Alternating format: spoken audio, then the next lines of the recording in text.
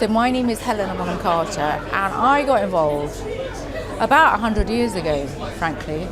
I was involved, I think probably one of the first people. Lucinda Coxon wrote it originally. She approached me about 5 years ago. There's another director, James doesn't know that. And James came around, and when he came around, he said, like, this was about, I guess, 2 years ago. And to be honest, I was slightly ambivalent because I thought this part is highly cuttable. She's a mum part.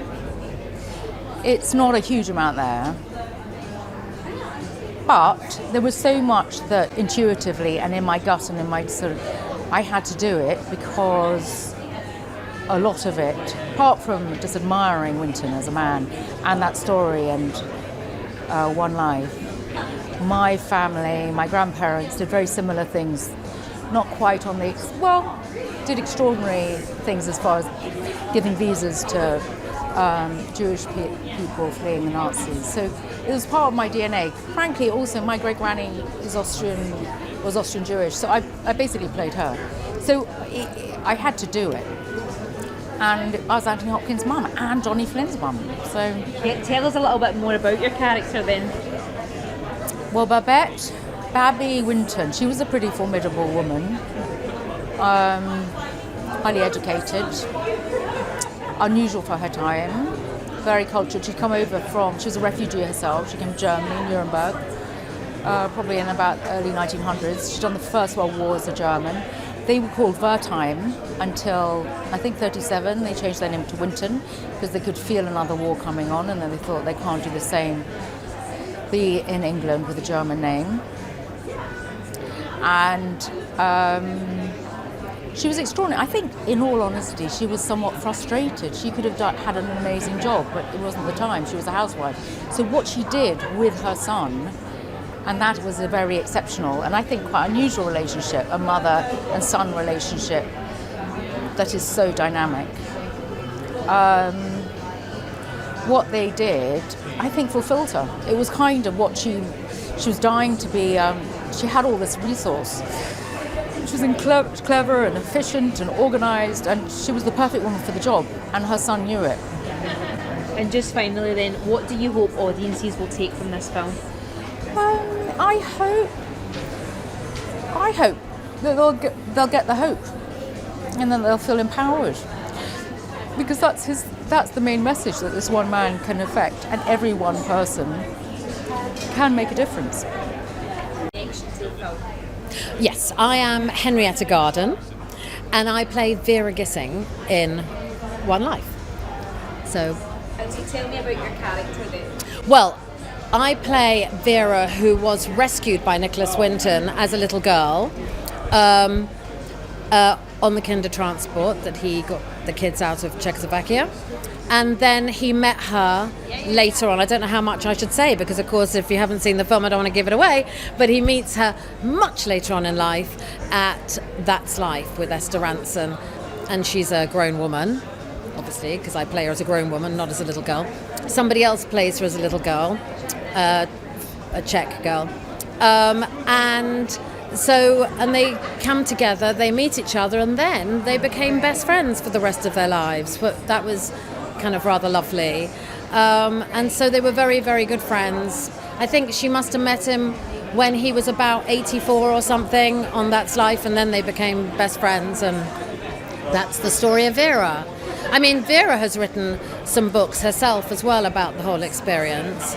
And I think in this film, it's almost like she signifies all the people that she represents a lot of saved people, as well as some other people in the film. Well, the weird thing was, yes, there is, that when the breakdown came through for the audition for it, I was at my mother's house and I mentioned that I was up for this part and to play Vera Gissing, and my mother said, oh my God, well, I knew Vera. So then it was like right, I have to get this part now. I have to do this for my mum, and for my mother's best friend was best friends with Vera, so it was quite meaningful. Obviously, it was meaningful anyway, but that was an added bit of meaning. Yeah, it's very goosebumpy. There's a lot of goosebumpy stuff that goes on with this, so yeah, it was lovely. first of all, for everyone watching, can you tell us where we are and what's happening tonight? We are at Picture House Central Cinema, just off Piccadilly, and it is the pre-release screening of One Life. And can you just introduce yourself and talk to me about why you wanted to make this movie? I'm James Hawes, I directed One Life. I have a passion for stories that are based in truth, real people, real events, and I was sent an email with a script and with a famous YouTube clip, a link to the clip. And what that told me was, one, I've got an enormous human story with resonance for now. The other thing is, it's a story that has a really powerful ending if we don't mess it up, because it's got somewhere to go, both for the actor and for the narrative. And what was it like getting to work with the amazing cast on this? Because you were spoiled, right? Yeah, I like to think that, they came together a team. I'd worked with Helena before, I'd worked with Johnny before. It's incredibly special because it just brings an electricity to the set. I mean, they're all people, all of them, actors who enjoy the process. They're extraordinarily generous actors to each other, and that isn't always the truth. I'm not just saying that because I'm on camera. And there was a lot of laughter. And then there are those magical moments where, particularly actors like Anthony, you switch on the camera, something changes in his very anatomy. Something just shifts as he becomes this other person. And it's, of course, beautifully shot as well, I have to say. Good. Why should audiences go and see this in the cinema? I think the cinema is a place to go for the shared experience. If you want to enjoy the scale, if you want to laugh, if you want to scream at a comedy, this will move you. This will make you cry, but you'll leave feeling good. This will make you feel empowered and uplifted by the end of it, and you'll be doing it watching people like Anthony Hopkins, Helena Bonham Carter. And you've kind of answered my question there, but I need to make sure I get it in. What do you hope audiences will take away from this? I hope they'll take away two or three things. Don't hide from all the problems in the world. Do the little bit you can. Treat everybody equally, like Nikki did. Don't judge. We've got this really distorted view of what a refugee is. Nikki was a refugee. And that things are not quite so dark out there if the human spirit like this individual comes along. And a final cheeky question from me. You reunited the two popes. What was that like? They spent the day arguing about which one of them was the more Welsh. I love that. I'm Laurie. I'm one of the producers of One Life. I'm Guy Healey, and I'm also one of the producers of One Life. And I'm Iain Canning, and I'm also one of the producers of One Life. So what about this story made you want to bring it to the big screen? I think it's an incredible true story that will make people leave the cinema feeling good about themselves. I mean, I think it's an incredibly resonant story at the moment. It's about, doing whatever you can do, being decent, being humane, being humble in the face of any kind of adversity, and just trying to help out. Yeah, I'd agree. I think Nicholas Winton is such a inspiration, and I think that hopefully when the film comes out in January, people will go in from the freezing cold, but come out a little bit more warm in the heart after seeing the film. Well, actually, there was obviously an incredible cast. What was it like seeing them bring the story to life?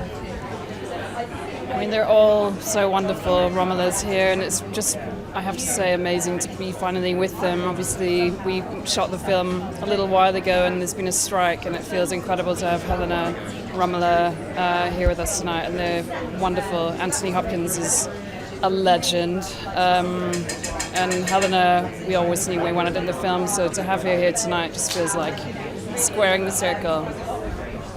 Yeah, I mean, having Anthony Hopkins on set for an hour is amazing. To have him for 3 weeks is incredible, and he was an extraordinary kind of fighter and wanted to work. He's an amazing work ethic, and he's an amazing guy to have around, and the energy on the set from his presence is incredible. Everyone ups their game, and we benefit from that result. It's fantastic.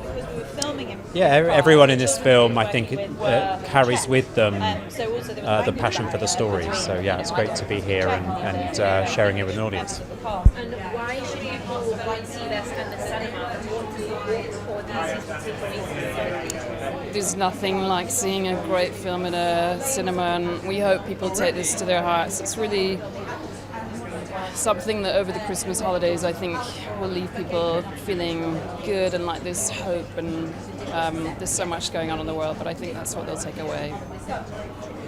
Yeah, I totally agree. It's a film. It's a film for now. It's a film that was made about a time a while ago, but it's a film for now, and audiences will really see that and appreciate that. I think. Yeah, I think it's sort of perfectly timed, because just when you're getting annoyed with all of your family, you can go and watch a film which hopefully will tell you how important it is to look after your family and look after each other. So maybe it's a really good release date for that. So I'm Lawrence Winton, son of Barbara Winton, who wrote the book the film was based on, and grandson of Sir Nicholas Winton. Okay, I'm Steve Watson. I'm Barbara's husband and Nicky Winton's son-in-law. Yes. And it's incredible that this story has made it to the big screen. How does it feel for you knowing that this story's been shared in cinemas? Yeah, we're really happy to see it. I think my mum would have been really happy to see the book come to life, and we think it gets a lot right. How it tells the story, how it shows that it was a collaborative effort. It wasn't just Nicky on his own, and it was about his values that sort of drove him to take action. So we're really pleased to see it. Absolutely wonderful. I sat next to Barbara while she wrote this book, Nicky's History. She wrote it because we wanted to have the real story, the truth about Nicky's story put out to the world. And I think at the time we had no idea that this could become such a wonderful film, which it has become. And the film captures the story so well and captures Nicky so well and puts his message across. And we hope that those actions can be repeated into the future, and that people can be helped in the way that Nicky helped those people back in 1939. Following up on that, what do you hope audiences will take away from the film? We hope people are inspired by it, of course, and inspired by Nicky, but what he always said was there's a difference between active and passive goodness, to just doing nothing wrong every day or taking the opportunity to do good. And we need more people like that. We need people to step up and take action and take the opportunity where they see it. So if people are moved, I think then the next thing is, well, what are you going to do next? And certainly that's what Nicky would have said. Yes, indeed. So each and every life is precious, and everybody is a unique individual, and those people coming across from France or in small boats across the sea towards Greece, those people need to be looked after. They are individuals and they have as much right in law and in moral values as anybody else in the world, and we hope that people can take action in whatever small way to look after those people. I'm Lucinda Coxon, I'm the screenwriter. And I'm Nick Drake, I'm the co-screenwriter. So tell me, what inspired you to take this story and make it something that could go on the big screen? Well, it's a story that never goes out of fashion, unfortunately, and that's very sad to say. And I think when I first came in and asked Nick in, it was because we were seeing refugees from Syria. By the time we were making the film, we were seeing refugees from Ukraine, and obviously now we're in another very complicated political moment. And all of those, all the pressures that we're all under and the things we're all seeing in the news feel very overwhelming, and this seemed like a story that might empower people and give people a sense that they could take action, even in a very small way. Yes. I think that's the heart of it, isn't it? Nicky Winton never saw a problem that he didn't want to solve, even one as tragic and complex as this, and so I think he's an example, someone who simply wouldn't take no for an answer. He made change happen. Absolutely, and you've got the director next to us as well. What was it like working with James and all collaborating to bring the story to life? Well, actually, this was quite an unusual project that because it was delayed because of the pandemic, we didn't have a huge amount of time with James. We'd been working on it independently for quite a long time, and we had cast in place, and James arrived quite late in the day to kind of save us when a window appeared in which we could make it. So it was quite unusual to make a film with oddly so little overlap with the director, but interesting. And what an amazing cast. As writers, what is it like seeing the words that you've written down brought to life? Well, it's thrilling. It doesn't get better than this. Anthony Hopkins is without doubt the only person who could have been cast in this role. And in fact, Barbara Winton said that she wanted him, and we were very lucky to get him. And the rest of the cast as well, was Helena on the cast? Amazing. Helena, Romola, Johnny, all really, I mean, so many wonderful actors who've been incredibly committed over a long period of time to this film and really stayed with it. When, I mean, there were always difficulties bringing a kind of project to fruition, but with the pandemic in the middle of it, had its own particular set of obstacles, and they were incredibly committed through that period. So very grateful to them. And I'll be honest, before this film I didn't know an awful lot about this story. What do you hope audiences will take away from this? Hope. Yes. Actually, hope for me. Yeah. And for me, hope in action. Thank you. Yeah, my name's Nick Winton. I'm the son of Sir Nicholas Winton and sadly his only surviving child. And the film One Life is based on the biography of my father, written by my sister. And how do you feel about this story being told on the big screen? Not so fussed about the story. I suppose it gives an idea of my father's life beyond just rescuing children before the war, which is nice. But it's a reminder that any one of us can make a difference in the world. He was an ordinary man who saw a need and got involved, and I think for me that's what the film is really about. Yeah, what would you hope that audiences will take away from watching the movie? I guess what I'd like people to get as a message is my father didn't set out to become a celebrity. He set out to rescue people in need.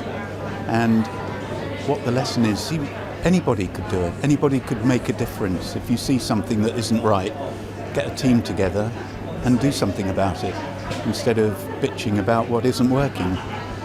So do you think if your father was here, he'd be quite embarrassed by all this? He would hate this. He would hate this. Do you enjoy it, or are you the same?